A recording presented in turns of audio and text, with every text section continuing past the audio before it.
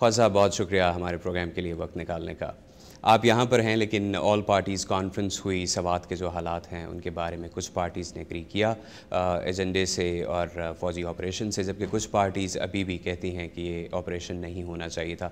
क्या वजह है, कंसेंसस क्यों नहीं है पॉलिटिकल पार्टीज़ के दरमियान? मेरा ख़्याल है कि जो जॉइंट कम्युनिके आया है उसके जो कंटेंट्स थे, जो मंदरजात थे, उस पर तो इत्तफ़ाक़ जो है वो सारी पार्टीज़ को था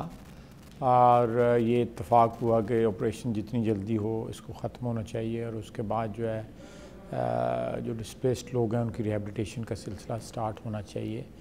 और कोई इसका परमानेंट हल जो है, जो इंसर्जेंसी हो रही है हमारे नॉर्दर्न एरियाज़ में, उसका कोई परमानेंट हल जो है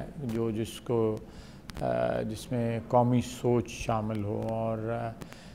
जो होम ग्रोन एक सलूशन जो है इस प्रॉब्लम का ढूंढा जाए। मेरा ख्याल है इस बात पे एक ब्रॉड कंसेंसस जो है तमाम पॉलिटिकल पार्टीज़ में मौजूद था। तो कौमी सतह पर ये जो बात हो रही है कि लोगों को बताया जाए कि क्या मसाइल हैं पाकिस्तान के और इंसर्जेंसी पाकिस्तान के लिए ख़ुद कितना बड़ा ख़तरा है, इसके लिए क्या किया जाना चाहिए आपके ख्याल में? उन लोगों को ये रियलाइजेशन है, आवाम में भी रियलाइजेशन है,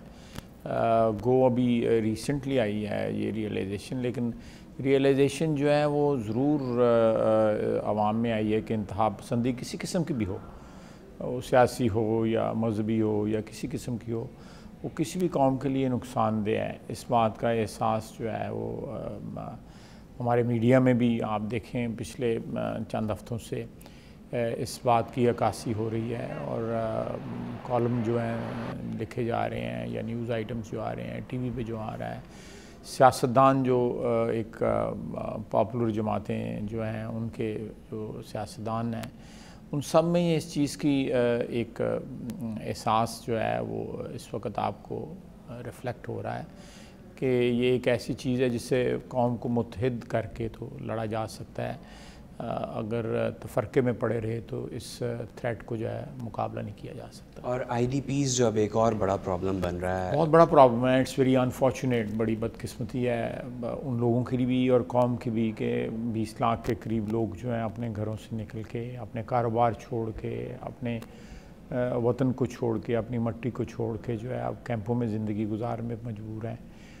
हमारी ये कोशिश होनी चाहिए कि जितनी जल्दी हो सके ये मिलिट्री ऑपरेशन जो है अपने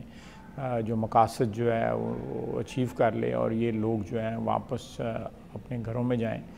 और जिस तरह पहले खुशी के साथ और एक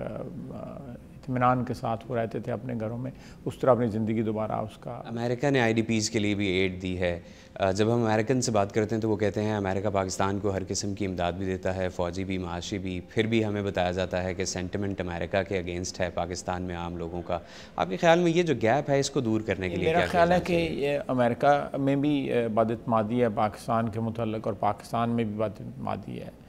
पाकिस्तान में जो बदइत्मीदी है मैं समझता हूँ कि उसकी एक जवाज़ है, उसकी एक बैकग्राउंड है कि पिछले 30-35 साल में पाकिस्तान को अमेरिका ने इस्तेमाल किया और जब ज़रूरत पूरी होगी उसके बाद छोड़ दिया।